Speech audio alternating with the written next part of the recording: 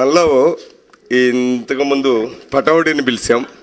So పటౌడీని వారి దంపతులు ఇద్దరు వేదిక మీదకి రావాల్సిందిగా కూర్చున్నాను. గౌరవనీయులు మన ప్రీతమ హెడ్ మాస్టర్ గారు గురునాథరావు గారు, తెలుగు మాస్టారు, తర్వాత ప్రజెంట్ హెడ్ మాస్టర్ చక్రవర్తి గారికి నా మనస్ఫూర్తి ధన్యవాదాలు తెలియజేసుకుంటూ, నా బ్యాచ్ 73 రెబల్ బ్యాచ్, ఇలాంటి బ్యాచ్ని నడిపినటువంటి సమర్థవంతంగా పేము బెత్తంతో కొట్టి మరీ సమర్థవంతంగా నడిపిన గురునాథరావు గారికి మనస్ఫూర్తిగా ధన్యవాదాలు తెలియజేసుకుంటూ, మా బ్యాచ్లో ఉన్నంత అల్లరి పిల్లలు ఎక్కడ ఉండుంటారేమో బహుశా సారు నడిపించిన టైం మొత్తంలో. అందులో సి సెక్షన్ అంటే పేరుకి సి అంటే చెత్త అని అనుకున్నారేమో, మొత్తం నడిపి తీసుకొచ్చి దాంట్లో పడేశారు మమ్మల్ని అందరినీ. అట్లాగే ఉండేవాళ్ళం మేమందరం కూడా. సార్లు ఏమైనా రావాలన్నా కానీ అంత అల్లరి బ్యాచ్ రాయుడు ఎట్లా పాఠం చెప్పాలనే పరిస్థితి ఉండేది. అయినా దాంట్లో కూడా చక్కగా చదువుకొని పైకి వచ్చిన వాళ్ళు, బాగుపడిన వాళ్ళు క్రమశిక్షణతో మెలిగాము. అల్లరి చేసినా ఆ కాసేపే. తర్వాత గురుతుల్యులు మన ఎన్డీఎస్ మాస్టారు కర్ర తీసుకుని ఎమ్మడబడి చీకటి పడేదాకా గ్రౌండ్లో తిప్పేవాడు మమ్మల్ని అందరినీ. ఆ విధంగా కాశీపతి గారు, నారాయణరావు గారు, పీఈటీలు ఇద్దరు, తర్వాత సమర్థవంతమైనటువంటి స్కూల్ స్టాఫ్, టీచర్సు, వీళ్ళందరి పర్యవేక్షణలో మా జీవితాలు ధన్యమైనవని ఒక రకంగా చెప్పుకోవాలి. తర్వాత మన ఒక్క బ్యాచ్కే ఎంతమందిని తయారు చేసినటువంటి ఈ స్కూల్ చరిత్ర స్టార్ట్ అయిన కాడి నుంచి కొన్ని వేల మందిని విద్యార్థుల్ని ఉత్తీర్ణులుగా చేసి ఉత్తమ మార్గాన్ని నడిపిస్తూ అభివృద్ధి పదాన అందరినీ మన దేశంలో కాకుండా విదేశాల్లో కూడా స్థిరపడి వారి యొక్క జీవితాన్ని సరిదిద్దుకున్నారు. చక్కగా వారి యొక్క కుటుంబాన్ని అభివృద్ధి పదంలో నడిపించుకుంటూ ఒక విద్యా విషయాల్లోనే కాకుండా వ్యాపార, రాజకీయ అనేక రంగాల్లో మన స్కూల్లో చదువుకున్నట్టు విద్యార్థులు అనేక రకమైనటువంటి అభివృద్ధి పదంలో నడుస్తున్నారని చెప్పేసి ఈ సభాముఖంగా గర్వంగా చెప్పుకుంటున్నాను. నా భార్య మా పెద్దక్క కూతురు మేనగోడలే కల్పన. నాకు ఒకతే పాప దీపిక, 7th క్లాస్ అవుతుంది. లేట్గా మ్యారేజ్ చేసుకున్నాను. అయినా ఒక పాపతో సరిపెట్టుకుందామని నిర్ణయించుకున్నాను. ఎందుకంటే ఇందాక మన మిత్రుడు చెప్పాడు, విజయరామరాజు, వాడు నాకు చాలా క్లోజ్ ఫ్రెండ్. ఒక కొడుకు నేను 1,50,000 రూపాయలు 50,000 రూపాయలతో చదువుతున్నాడు, డబ్బులు సంపాదించుకున్నాడు, భార్యాభర్తలు సంపాదిస్తున్నారు కాబట్టి వాడికి నడుస్తుంది, కానీ నాకు కష్టమవుతుంది. అమ్మ రేడియాలజిస్ట్ ఏమనుకోవద్దు సారీ అమ్మా. కాబట్టి ఒక పాపతో సరిపెట్టుకున్నాను. నా జీవితం నేను ఆర్ఎంపీ డాక్టర్గా, మా నాన్నగారు మా మామయ్య గారు వాళ్ళందరూ ఆర్ఎంపీ డాక్టర్లే. నేను ఇక్కడ 10th క్లాస్ కంప్లీట్ చేసిన తర్వాత రేపల్లో ఇంటర్మీడియట్ కంప్లీట్ చేశాను. తర్వాత తెలంగాణ జిల్లా ఖమ్మం జిల్లాకి వెళ్ళి సత్తుపల్లిలో డిగ్రీ కంప్లీట్ చేశాను. 83, 84లో బీపీఎడ్ చేశాను. తర్వాత జాబ్ కోసం తిరిగి విసికి వేసారి 91లో ఒక చిన్న హాస్పిటల్ ఓపెన్ చేసుకున్నాను. ప్రస్తుతం ఆర్ఎంపీ డాక్టర్గా జీవితాన్ని గడుపుతున్నాను. ప్రశాంతంగా 10 మందికి సేవ చేస్తున్నాను. దాంట్లో తృప్తిని అనుభవిస్తున్నాను. Thank you sir. Thank you one and all. Okay, thank you. Sarath Babu. నా పేరు శరత్ బాబు. నేను ఎస్సీ రైల్వేలో స్టేషన్ సూపరింటెండెంట్గా చేస్తున్నాను. నాకు 2 పిల్లలు. ఒక పాప ఎంసీఏ చదివింది, ఒక బాబు ఫార్మసీ చేస్తున్నాడు. ఇంతే సార్. నేను హ్యాపీగానే ఉన్నాను ఈ స్కూల్లో చదివినందుకు. డబ్బింగ్ ఇప్పుడు ఆయనకి డబ్బింగ్ అనమాట. ఎవరికైనా పడలేదంట. శరత్ రైల్వే స్టేషన్ మాస్టర్గా చేస్తున్నాడు. ఎక్కడో చెప్పాడు, కాజీపేట దగ్గర. Yes okay. నాకే వినపడలేదు, పక్కన వినపడలేదు. నెక్స్ట్ కౌతురపు సాంబశివరావు.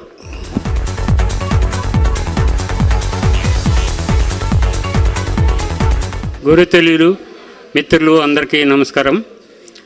నా పేరు సాంబశివరావు. జైలు డిపార్ట్మెంట్లో పనిచేస్తున్నాను, చర్లపల్లి జైల్లో. నాకు 2 కుమారులు. లేట్గా మ్యారేజ్ చేసుకున్నాను. 2 ఇంటర్మీడియట్ చదువుతున్నారు. ఇంటర్మీడియట్ పాస్ అయ్యారు. ఒకళ్ళు 10th క్లాస్ ఒకళ్ళు చేస్తున్నారు. ఇది నా బయోడేటా.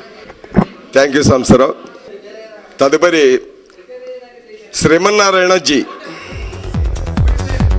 కబడ్డీ ప్లేయర్.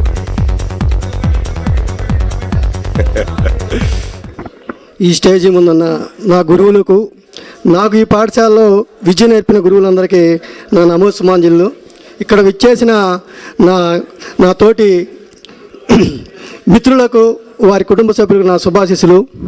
నేను సి సెక్షన్లో లీడర్గా పనిచేసేవాడిని. ఆ సి సెక్షన్ అంటే చాలా వింతగా ఉండేది. వింతమైన మనుషులు, వింతమైన వాటిలో వింతమైన ధనులు. అక్కడ గురునాథరావు గారు కూడా కంట్రోల్ చేయలేకపోయారు, హెడ్ మాస్టర్ గారు కూడా. సి సెక్షన్ అంటే ఆనిముత్యాలే వదిలేసేయండి అనే రోజులు కూడా ఉన్నాయి ఒకప్పుడు. కానీ ఎన్డీఎస్ గారు బాగా కంట్రోల్ చేసేవాడు. అందరికీ నారాయణరావు గారు, ఎన్డీఎస్ మాస్టర్ గారు, మళ్ళీ మా గురువులు ఎల్లాచారి గారు, హనుమంతరావు గారు. మరి ఆ తర్వాత ప్యాంటుతో విద్యాబోధన చేసిన వాళ్ళు ఉన్నారు. మల్లికార్జునరావు గారు కూడా పంచే. మరి సూర్యనారాయణ గారు, సుబ్బారావు గారు, మన గురునాథరావు గారు, మరి ఎన్డీఎస్ గారు, వీళ్ళందరూ పంచితో ఆ రోజున 2 ప్యాంటు పంచెకట్టుతో విద్యాబోధన చాలా గొప్పగా ఉండేది. ఒకళ్ళ మీద ఒకళ్ళు పోటీపడి. ఈరోజు నేను ఒక టీచర్ని. నేను యూపీ స్కూల్లో స్కూల్ అసిస్టెంట్ సోషల్గా పనిచేస్తున్న కొండముదిలో. మరి ఈ రోజుల్లో విద్యాబోధన అంతా ప్యాంటే, ఒకే యూనిఫారం. దాంట్లో ఎవరు మంచి ఎవరు చెడు అని కూడా చేయటానికి కానీ ఒక కాంపిటీషన్ అనేది లేకుండా పోయింది. ఎందుకంటే విద్య అనేది క్రమశిక్షణతో కూడిన విద్యా విధానం, అది నీతివంతమైన విద్యా విధానం ఉండాలి. కానీ ఇప్పుడు క్రమశిక్షణ ఉందా కానీ నీతివంతమైన విద్యాబోధన మాత్రం లేదు. ఆ నీతి అనేది ఎప్పుడు లోపించిందో విద్యార్థి కూడా తల్లిదండ్రులు హింసించే విధంగా ప్రవర్తిస్తున్నాడు తప్ప తల్లిదండ్రులు కానీ గురువుని కానీ గౌరవించే విధానాలు చాలా పోయినాయి. ఎందుకంటే నేను ఎలిమెంటరీ స్థాయి నుంచి పనిచేసుకుంటూ వచ్చాను.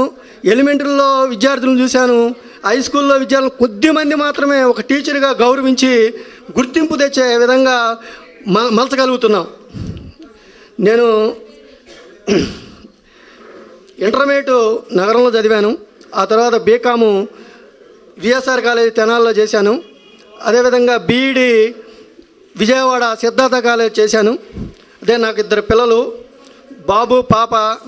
బాబు ఆస్ట్రేలియాలో ఎంఎస్ పూర్తి చేసి ఆస్ట్రేలియాలో అదే యూనివర్సిటీ ఆఫ్ సౌత్ ఆస్ట్రేలియాలో అసిస్టెంట్ ప్రొఫెసర్గా పనిచేస్తున్నాడు. మా పాప సెకండ్ ఇయర్ ఎంఎస్సి ఎగ్జామినేషన్ రాసి ఉంది. ఆ విధంగా ఆనాడు గురువులు చెప్పిన ఆ విద్యాబోధనలో గురువులు నాకు నేర్పిన బాటలో నేను నడిచి 6 సంవత్సరాలకే మండల బెస్ట్ టీచర్గా నేను అవార్డు పొందాను. ఆ తర్వాత 15 సంవత్సరాలకే మరి అది ఎలిజిబిలిటీ 15 సంవత్సరాలకి జిల్లా ఉత్తమ ఉపాధ్యాయుడు కావాలంటే 15 సంవత్సరాలు. 15 సంవత్సరాల్లోనే నేను జిల్లా ఉత్తమ ఉపాధ్యాయుడిగా పిల్లల్ని తీర్చిదిద్ది, పిల్లలనే కాదు పాఠశాలను తల్లిదండ్రులు కూడా తీర్చిదిద్దగలిగి పనిచేసి వాళ్ళలో ఏ విధంగా స్కూల్లో ప్రతి ఒక్కళ్ళు 6వ తరగతి చేరితే 12th ఫారం వాడి వరకు కూడా శ్రీమన్నారాయణ అంటే ఒక గుర్తింపు ఉండేది. ఏంటంటే నాకు ఆటల్లో ఎప్పుడు కబడ్డీ 6th క్లాస్ నుంచి ఇంటర్మీడియట్ వరకు కూడా నేను కబడ్డీలో ఫస్ట్ ప్రైజే పొందా. ఈ గురువుల యొక్క నేర్పిన నీతి అనే నియమాన్ని, ఆ ధర్మాన్ని నడవకుండా ఎప్పుడు ఎల్లవేళ ప్రతి ఒక్కడు, నాకు కూడా ప్రతి ఒక్కరు చాలా కుటుంబాలతో నాకు సంబంధం ఉంది. ఇప్పుడు కూడా ఇక్కడ మెలిగేవాళ్ళు, వాళ్ళ ఇళ్ళకు కూడా వెళ్ళొస్తూ ఉంటా. ఎక్కువ మందిని నేను గ్యాదర్ అంటే మంచితనం, ఏదన్నా అడిగినప్పుడు దానికి సమాధానము, దానికి విధంగా చెప్పినప్పుడు మనకు ఆ గుర్తింపు వస్తుంది. అలాంటి మన గురువుల నుంచి మనం నేర్చుకుని చాలామంది ఇక్కడ టీఎంఆర్ స్కూల్లో చదివిన వాళ్ళు దాదాపుగా ఈ ఊళ్ళో ఖాళీ అయిపోయిందంటే ఇక్కడ విద్యాబోధన చేసే మరి ఇతర దేశాల్లో ఉన్నారు. హైదరాబాద్ మళ్ళా మహానగరాల్లో మరి సైంటిస్టులు వాళ్ళ పిల్లలు కూడా తీర్చిదిద్దగలిగారంటే ఈ టీఎం రాయ్ స్కూల్ యొక్క గొప్పతనం చాలా ఉన్నది. చరిత్ర మనం అందరం ఇంతకుముందు చెప్పుకునే ఉన్నాం.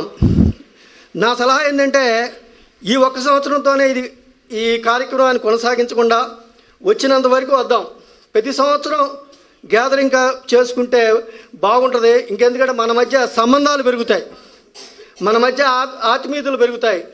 అందుకని ఫస్ట్ మనం చేయాల్సింది ఏంటంటే తర్వాత సేవా కార్యక్రమాలు చేసుకుందాం.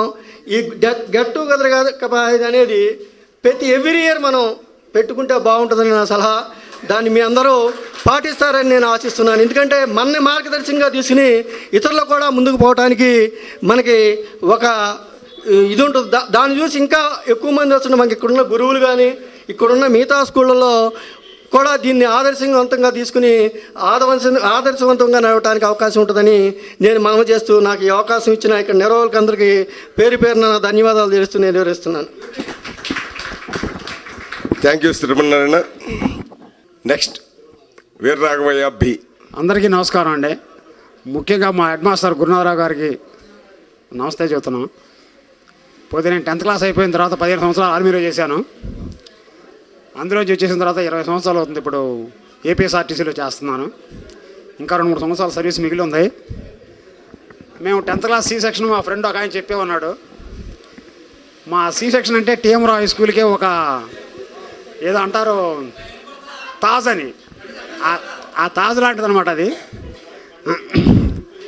అయితే ఒక చిన్న ఇన్సిడెంట్ చెబుతానండి. నేను ఆర్మీలోకి వెళ్ళడానికి ముందు రిక్రూట్మెంట్కి వెళ్తే సెలెక్ట్ అయ్యే అబ్బాయి నీ డాక్యుమెంట్స్ తెచ్చుకో అన్నారు. సరే నేను మా హెడ్ మాస్టర్ గారి దగ్గరికి వచ్చాను. సార్ నేను ఇట్లా ఆర్మీకి వెళ్తున్నాను సార్, నా టీసీఎన్ను నాకు కాంటాక్ట్ సర్టిఫికేట్ కావాలి సార్ అన్న. నువ్వు ఆర్మీకి వెళ్తున్నావా అన్నారు మాస్టర్. అవును సార్ అన్న. సరే కాంటాక్ట్ సర్టిఫికేట్ రాసి దానిలో సాటిస్ఫాక్టరీ అని రాశారు. ఏంటి సార్ సాటిస్ఫాక్టరీ అని రాశారు, కనీసం గుడ్ అన్న రాయండి సార్ అన్న. నీ ముఖానికి అది ఎక్కువ, నువ్వు పోరా, నీకు అదే ఎక్కువ, గుడ్ రాయరా సాటిస్ఫాక్టరీ అంటే. కాదు సార్ గుడ్ రాయండి సార్ అంటే. అరే గుడ్ రాయరా, నువ్వు వెళ్ళు, నీకు అదే ఎక్కువ అన్నారు. ఇది నాకు బాగా గుర్తు ఈ ఒక్క విషయం. అందుకని ఆయన దయవల్ల మేము ఏదో మా బతుకు మేము బాగానే పోతున్నాం. అంతేనండి, నీకు ఎంతకన్నా చెప్పగలిగింది ఏం లేదు, అయిపోయింది. పెళ్లి చేశాను 2 మగపిల్లలు. అబ్బాయి కూడా ఆర్మీలో చేస్తున్నాడు నాకులాగే, ఒక 10 years సర్వీస్ కూడా అయ్యింది. వాడు రీసెంట్గా పెళ్లి చేసుకున్నాడండి. అంతేనండి. Next G Venkateswarlu.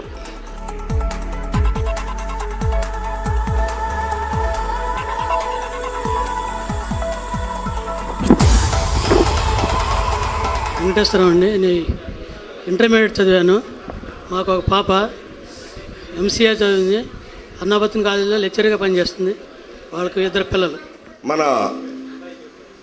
అప్పటి మన హెచ్ఎం టీవీ గురునాథరావు గారికి ఫోన్ చేసి అడగానే చీఫ్ గెస్ట్ గారు రమ్మంటే, చీఫ్ గెస్ట్ వద్దు, మిమ్మల్ని చూస్తానికి మాత్రం తప్పకుండా వస్తానన్నారు. చాలా హ్యాపీ ఫీల్ అయ్యాం. నేను మధ్యలో 2 సార్లు రిమైండ్ చేశాను, నిన్న కూడా ఫోన్ చేయలేదు, నా బిజీలో నేనుండి. మాస్టర్ గారు వచ్చేసారు, ఎన్ఎస్ మాస్టర్ గారు ఇంటికి వచ్చారు. సో మన కార్యక్రమానికి మన గురుతుల్యులు టీవీ గురునాథరావు గారు ఇచ్చేసినందుకు ధన్యవాదాలు తెలియజేస్తూ వారిని వేదిక మీదకి రావాల్సిందిగా కోరుతున్నాను. వీరికి జొన్నాదుల పాపరావు గారు పుష్పగుచ్చం ఇచ్చి సత్కరించవలసిందిగా కోరుతున్నాను.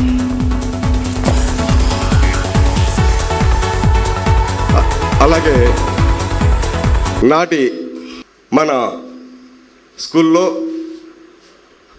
ఎన్ఎస్ మాస్టర్గా ఉంటూ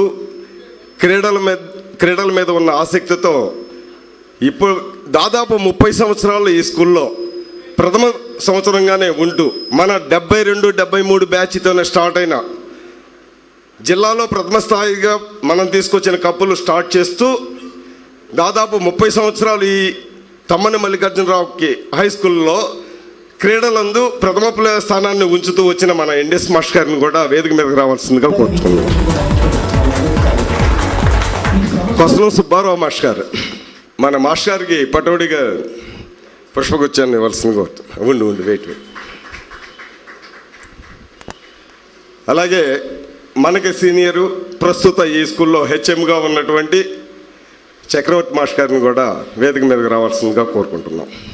వీరికి అల్లాబక్షు వచ్చి పుష్పగుచ్చం ఇవ్వాల్సిందిగా కోరుతున్నాం. మా ఈ కార్యక్రమానికి విచ్చేసి మన మిత్రుల్లో ఇందాక తెలియజేస్తున్నాను, రాష్ట్రపతి అవార్డు, అనేక గవర్నర్ అవార్డ్స్, ఇంకా కలెక్టర్ అవార్డ్స్ అలాంటి పొంది ఉన్నాడు కానిస్టేబుల్గా చేస్తూ, ఇందాక చెప్పున్నాను. అయితే అదే టైంలో పిలవాల్సిన ఇది నేను దాటి ఇంకొకళ్ళ స్టెప్ తీసుకున్నాను. కాబట్టి భాస్కర్ ఈ విషయం జరిగినందుకు మన్నించి ఇప్పుడు ఉన్న అవకాశాన్ని సద్వినియోగం చేసుకుని మన మిత్రులందరికీ పరిచయం కావాల్సిందిగా కోరుకుంటున్నాను. ముందుగా గురువేర్యులకు నా నమస్కారాలు. నాకు స్టేజ్ అనుభవం లేదు, ఏదన్నా తప్పుగా మాట్లాడితే క్షమించండి. తోటి మిత్రులందరికీ నా హృదయపూర్వక నమస్కారాలు తెలుపుకుంటూ, నేను నా జీవితం అంతా బాల్యంతో కూడా కష్టాల కడలో నడిచిన వాడిని. చాలా పేదరికం నుంచి వచ్చాను. ఒక రోజు వస్తే రెండో రోజు స్కూల్కి వచ్చేవాడిని కాదు. కారణం, నాకు తల్లిదండ్రులు లేరు, తాత అమ్మమ్మ పెంచారు. వాళ్ళని చూసుకుంటూ ఒకరోజు పనికి వెళ్ళి మళ్ళీ బడికి వచ్చేవాడిని. ఆ వచ్చిన రోజు కూడా జరిగిపోయిన పాఠాలని ఒక బుక్ కొనడానికి కూడా అవకాశం లేని టైంలో నేను చిన్న చిన్న పేపర్లో మిగిలిపోయిన బుక్లో నుండి ఒక బుక్గా తయారు చేసుకుని ఆ పాఠాలను రాసుకుని చదివేవాడిని. ఉదాహరణకి ఒక్కొక్కసారి నేను 4-5 రోజులు పనికి వెళ్ళి వచ్చేటప్పుడు నన్ను ఎంఏకే మాస్టర్ గారు, మా క్లాస్ టీచరు, ఇన్స్పెక్టర్ గారు వచ్చారు లెగవండి అని చెప్పి అనేవారు. దానికి నేను తట్టుకోలేక ఒకరోజు చెప్పాను, నాకు తల్లిదండ్రులు లేరండి, నన్ను మా తాతయ్య మా అమ్మమ్మ పెంచుతున్నారు. దానికి కారణం నేను పనికి వెళ్ళి ఇలా రావడం వల్లే లేట్ అవుతుందని అంటే ఆయన నా వీపు తట్టి కొన్నిసార్లు నాకు ఆబ్సెంట్ని కూడా ప్రజెంట్గా రాసి, కొంత అట్లాస్ లేకపోయినా ఆయన ఊరుకునేవారు కాదు. ఆ మాస్టరే నాకు అట్లాస్ ఇచ్చి చేసేవారు. స్పోర్ట్స్లో కూడా చురుగ్గా ఉండేవాడిని, కానీ కంటిన్యూగా పాల్గొనడానికి నాకు అవకాశం ఉండేది కాదు. ఈవెంట్స్ చేసేవాడిని. ఆ స్ఫూర్తితో 8th క్లాస్లో నేను, కరీంశెట్టి సుబ్బారావు, తోట సాంబశివరావు, తర్వాత బాబు అని ఇంకొక అతను బాయ్స్ నేవీకి వెళ్ళాం. నేను సెలెక్ట్ అయ్యాను. సుబ్బారావు ఎగ్జామ్లో తప్పితే తర్వాత మమ్మల్ని వైజాగ్ రమ్మంటే వైజాగ్ కూడా వెళ్ళడానికి డబ్బులు లేక నేను ఆ బాయ్స్ నేవీ మానుకున్నాను. తర్వాత నా 10th క్లాస్ అయిపోయిన తర్వాత నేను ఇంటర్మీడియట్ విఎస్ఆర్ కాలేజీకి వెళ్ళాను. సెకండ్ ఇయర్లో నేను అనుకోని రీతిగా మా పెద్దమ్మ గారు తురిమెళ్ళి వెళ్ళి వస్తుంటే అమర్తలూరులో ఉమేష్ చంద్ర గారి బంధువు శ్రీ సుబ్బారావు గారు ఈ సెలక్షన్ పెట్టారు. ఆ సెలక్షన్లో వెళ్ళిన వాళ్ళు సెలెక్ట్ కాకపోతే నేను తిరిగి వస్తుంటే తిరిగి నన్ను పిలిచారు, నువ్వెందుకు వెళ్తున్నావు? నేను ఉన్న వచ్చానని చూడడానికి నా సర్టిఫికేట్స్ లేవు, నాకు విఎస్ఆర్ కాలేజీలో ఉన్నాయంటే అవన్నీ నేను చూసుకుంటాను, నీకు మంచి భవిష్యత్తు ఉంది, రా నువ్వు సెలెక్ట్ అవుతావు. నన్ను సెలెక్ట్ చేసి ఇంటర్నేషనల్ ట్రిబ్యూ విదేశీ గూఢాచార సంస్థలో నన్ను సెలెక్ట్ చేశారు. దానికి తగ్గట్టుగా నేను ఇండియన్ బ్లాక్ కమాండోగా బెంగళూరులో నంది హిల్లో ట్రైనింగ్ అయ్యి 1976లో లడాక్ ఏరియాలో స్మగ్లింగ్ పాకిస్తాన్ నుండి వస్తుంటే ఒక గోల్డెన్ కార్, 3 సూట్ కేసుల నిండా గోల్డ్ బిస్కెట్స్, వెపన్స్, ఇవన్నీ నేను, ఒక కేరళ అతను జయచంద్ర నాయర్, గంగారాం త్యాగి మధ్యప్రదేశ్ మేము పట్టుకున్నాం. అప్పుడు హిందీ పేపర్లన్నీ కూడా వచ్చినాయి. దాన్ని చెప్పుకోవడానికి కూడా నాకు అంత అనుభవం లేదు.